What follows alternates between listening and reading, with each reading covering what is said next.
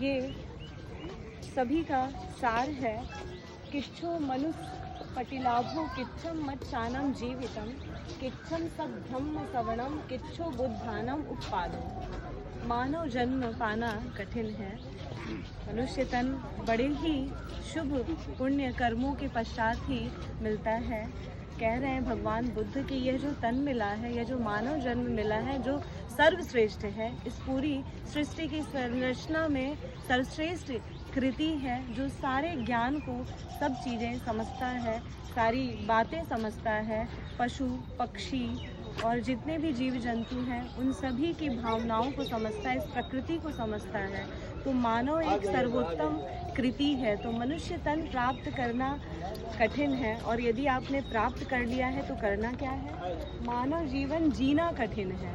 उसके मिलने के बाद क्या है कि सबसे ज्ञानवान मनुष्य है और उसको जीना बड़ा ही कठिन है, क्योंकि माया का जो यह चक्र है, माया की जो यह जाल है, वह जाल हमको जीने नहीं देती है। अर्थात यह संपूर्ण संसार दुखों से भरा हुआ है। जिस आर्य सत्य की बात भगवान बुद्ध कहते हैं कि दुख का कारण, दुख निवारण और दुख निवारण उपाय, ये चार आर्य सत्य इसी मानव जीवन जो जीना कठिन है, उस जीवन जीना जो कठिन है उसको सरल बनाता है। तो चार आर्य सत्य हमें जानना है।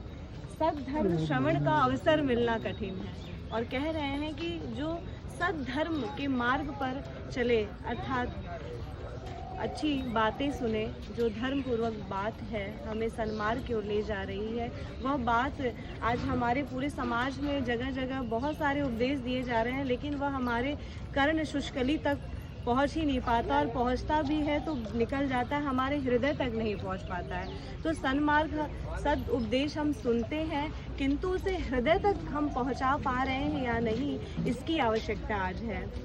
और बुद्धों की उत्पत्ति कठिन है।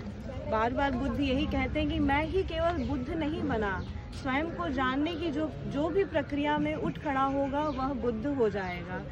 तो बुद्धों का बनना भी कठिन है। 1 महीना, 1 दिन, 1 सप्ताह, 1 महीना और 1 वर्ष, उसके बाद ये ले लीजिए, पीछे वो जा रहा है।